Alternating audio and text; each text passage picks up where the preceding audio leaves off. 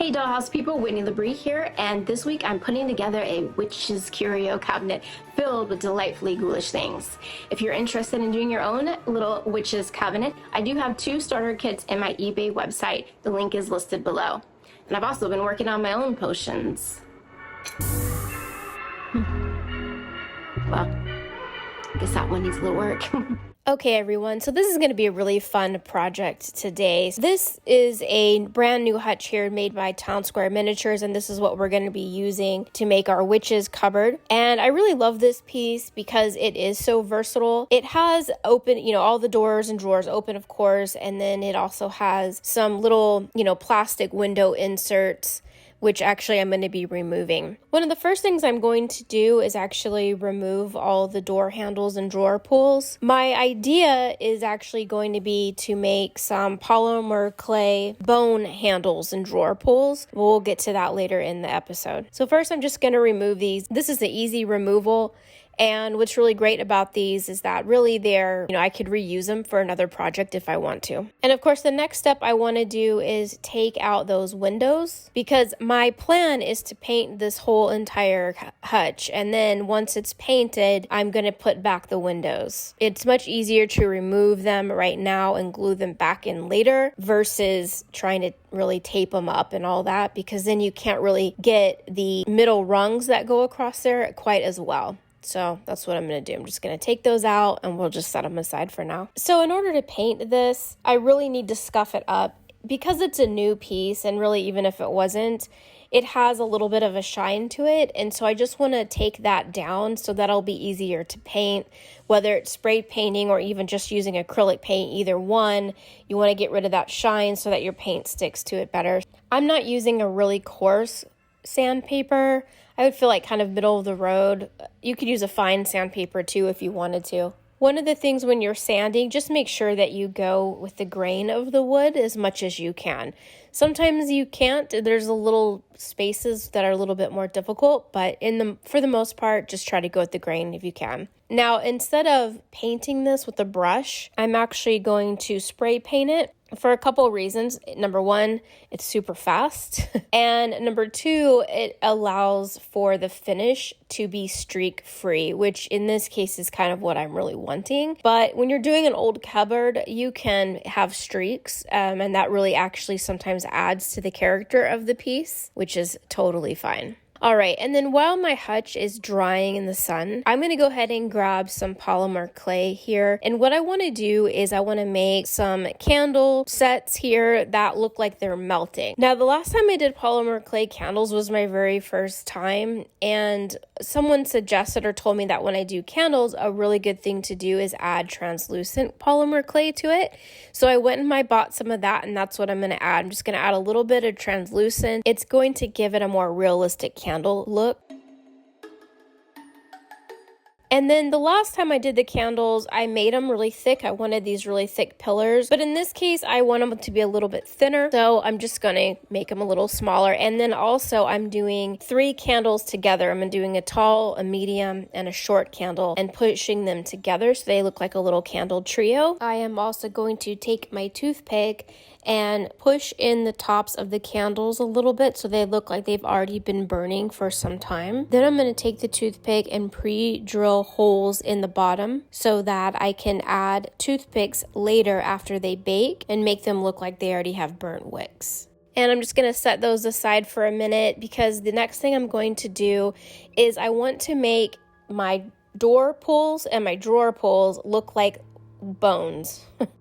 So basically, I'm just taking a little piece of the polymer clay and I'm pinching the ends and then folding them in, and it almost looks like a little bow tie. And then once I have that shape, I just take my toothpick right in the center, just put a little groove so that they look like little bones. Now, my first ones I didn't really like the way that they looked. I got better as I did more and more, but the more I made, the better they looked. And I was really happy about that. The candle trios that I have, I want to make them look like they've been burning and that they've melted, and they have candle wax melting down the sides of them and into like a puddle. And so what I'm going to do is I'm going to chop up some of my clay that I made with the translucent, and then I'm going to add some liquid Sculpey, and I'm going to mix it all together. And once it's nice and mixed, I'm going to start adding it to my candles here. And because I'm holding them, it is a little bit messy, but totally worth the outcome once they are completed. So I'm just making 2 because I want to have one maybe on top of the hutch, and then I'm going to have one maybe kind of sitting on the ledge of it. So we'll see how it works out. Maybe I'll use another one in a different spot of my dollhouse or something later. Okay, so there's my bones, there's my candles, and I'm gonna go ahead and pop those in the oven for 15 minutes and let them bake. And in the meantime, I'm gonna grab my hutch that's all nice and painted black, and I'm gonna grab my acrylic gray sky, just a little bit of a light gray, and I'm just going to really dry brush this hutch to kind of shabby it up and make it look a little bit more distressed than it is right now. The next step that I'm going to do is I want to put scrap paper in the back of all the cabinets as the back wall. I'm going to do this for a couple reasons. Number one, I think it just really adds a lot of character to the piece. The other thing that it does is if you don't really have a lot to put in your hutch, especially in the beginning, like if this is going to be something that you add to over time, what's really fun about having some sort of printed paper in the back is that it gives the illusion that you have more on the shelves than you actually do. So I've got this spiderweb paper and I just glued it with regular Elmer's glue to the back, and then I'm just going to kind of let that dry. But I think it already adds a lot to the piece itself. Okay, now my candles are all nice and baked. You can see that they look like they are somewhat melted and they're sitting in melted wax. And so now I'm going to take those toothpicks that I pre-drilled those holes, and I'm just going to stick them inside there just like that. And then you can see it looks like a little burnt wick. And then I'm just going to clip the bottoms off. And then once they're all in there, that's what they look like. All right, and then I did super glue my bones onto the doors and the drawers. One thing I noticed is that when I went to add, actually was going to do 4 bones there, one for each drawer pull, but it was too much. It was too many bones in that one area. So I'm opting to do 2 bones instead, and then I'm just going to fill in those holes and paint over them so that they just blend in. And then you can see my candles on the hutch there. All right, now let's go ahead and start moving on to the next. So this Ouija board here is actually going to come in the DIY kit that you can buy from me. But it looks too new. To be honest with you, I don't own a Ouija board in my house. They kind of freak me out a little bit. But I figured at this size, even if something got conjured, it'd be tiny and I might be able to handle it. So I'm going to go with it. And now I'm going to age it out. And all I'm doing is putting a little bit of brown paint in between my fingers and just actually smearing it right on. And I love that because it's going to give me areas of lowlights and highlights, and it looks great. And I did the same thing with the little puck that comes with it, glued it to some cardstock, cut it out, then I'm going to add it to the Ouija board. Simple, easy, quick. And now, while that dries, I think it's time for us to take a quick break. Now, I'm going to take my window inserts that I cut out earlier, and I was just going to glue them right back in. But then I thought, this is like a cool witch's cabinet. It'd be better and more interesting if it had some broken glass. And so what I did was I just cut it and I'm into different little sections and made it look like broken glass, and then glued it in that way instead.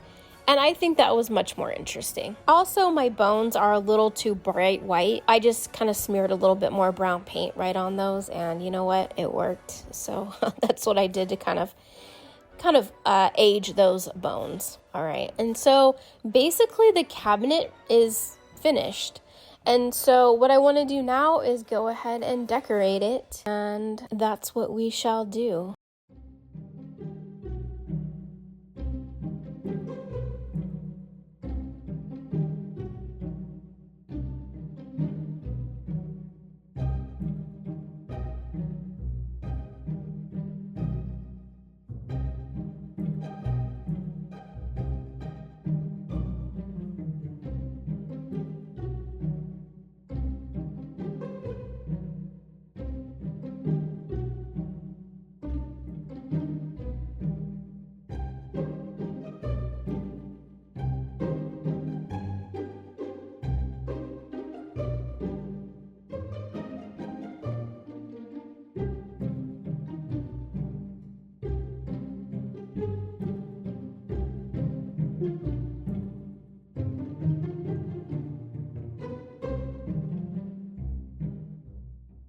Okay, and we are complete with the witch's cabinet. Oh my gosh. What a fun and great way to spend the afternoon. Honestly, this whole process really took me less than 2 hours to complete the entire thing. Of course, I added a lot of my own accessories and everything to it that I've been collecting. I used the extra bones that I didn't use as the drawer pulls, and I kind of put them inside the cabinet as filler, and I just love the way this entire thing turned out.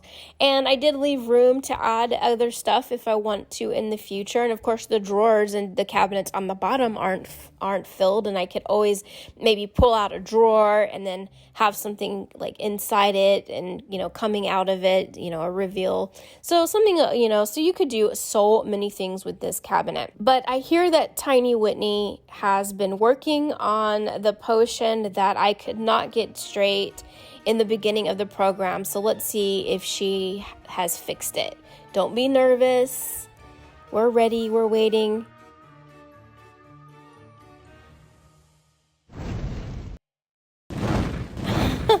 She got it. Oh my gosh. That is so great. Well, thank you for showing off the witch's cabinet and fixing the potion, Tiny Whitney. You're awesome. Way more awesome than me. All right, ladies and gentlemen, thank you so much for showing up once again and watching my channel. It's very much appreciated. If you loved this hutch, please give me a thumbs up.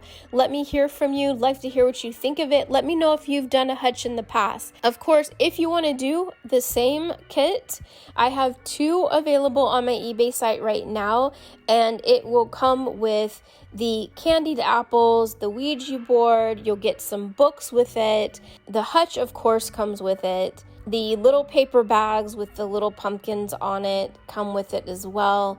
And then a scrapbook paper with the spider print. So you'll get everything that you see there, and that'll get you started. All right, ladies and gentlemen, thank you so much. I hope that you have a great rest of your week. I hope I've inspired you to get back to your own dollhouse projects and Halloween projects, and I will see you next time. Bye.